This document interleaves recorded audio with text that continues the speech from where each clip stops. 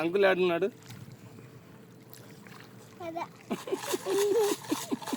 ఇడే ఉంటావా వాళ్ళ దగ్గర? కొంచెం నీళ్ళ వాడు భయపడుతుంది వద్దు కానీ.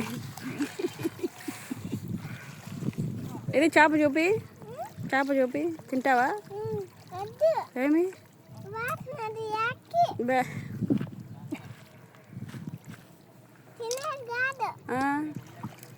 మళ్ళీ ఇంకెందుకు అది మొగం చూపి అట్లా. ఏం తినిపిస్తావు? నీ మమ్మ దానికి తినిపిస్తావా? మరి నీకు